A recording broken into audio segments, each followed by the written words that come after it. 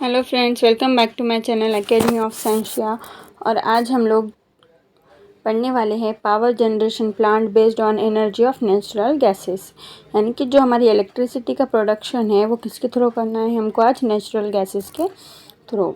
तो in this plant the turbine is run by gas. तो अब तक हमारा जो टर्बाइन है वो स्टीम के ऊपर क्या कर रहा था, रोटेट हो रहा था, स्टीम की एनर्जी पे रोटेट हो रहा था। लेकिन इसमें क्या होगा, नेचुरल गैस के प्रोसेस में जो टरबाइन है हमारा वो किस में है कि नहीं रोटेट होता, किसके थ्रू रोटेट होता, नेचुरल गैस के through. At high temperature and the pressure generated by combustion of natural gas. यानी कि नेचुरल गैस जब क्या होगी, हीट होगी, जलेगी, तो जो गैस उससे रिलीज होगी उसके थ्रू जो टेम्परेचर प्रेशर फॉर्म होगा, टरबाइन क्या होगा, उससे रोटेट होगा।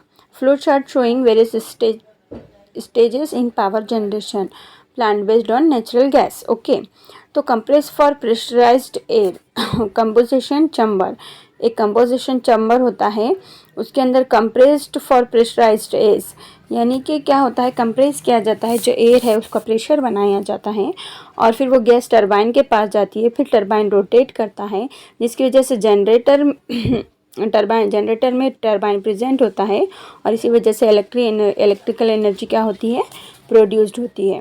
सो there are 3 main section in this type of plant.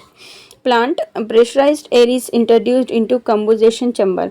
जो प्रेशराइज्ड एयर होती है वो कहाँ पे भेजी जाती है, कंपोजिशन चैम्बर में भेजी जाती है। उसके बाद यूजिंग अ कंप्रेसर, किसके थ्रू भेजी जाती है, कंप्रेसर के थ्रू भेजी जाती है। In the composition chamber the natural gas Burns in presence of the air. तो ये जो कंपोजिशन चैम्बर होता है यहाँ पे एयर प्रेजेंट होता है और नेचुरल गैस क्या होती है, बर्न होती है, यानी कि जलती है। The gas at high temperature and pressure generated in this chamber. तो गैस जलने की वजह से यहाँ पे एक हाई टेम्परेचर और प्रेशर क्या होता है, जनरेट हो जाता है और टरबाइंस क्या होता है, रन करता है, रोटेट होता है। The turbine then drive the generator. फिर वही टरबाइन क्या करता है, जनरेटर को ड्राइव करता है। किसके लिए ड्राइव करता है, टू प्रोड्यूस द इलेक्ट्रिसिटी। तो here the chemical energy of the natural gases converted into kinetic energy and generated due to the combustion of natural gases।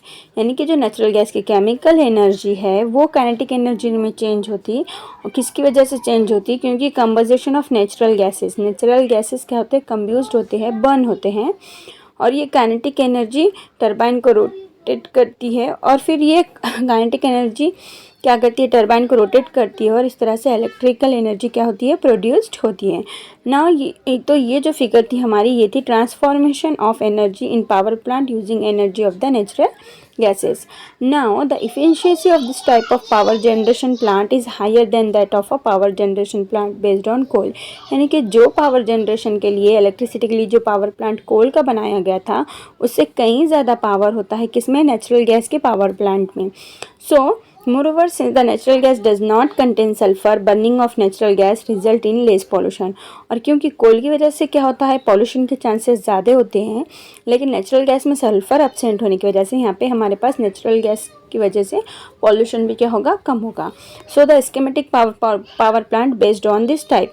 तो देखिए यहाँ पे हम क्या करते हैं, इसका ये देख लेते हैं, डायग्राम देख लेते हैं पावर प्लांट का। तो देखो ये है गैस का टरबाइन, क्या है, टरबाइन है, और यहाँ से जो है इस टरबाइन से हॉट गैसेस क्या होती है, रिलीज हो जाती है।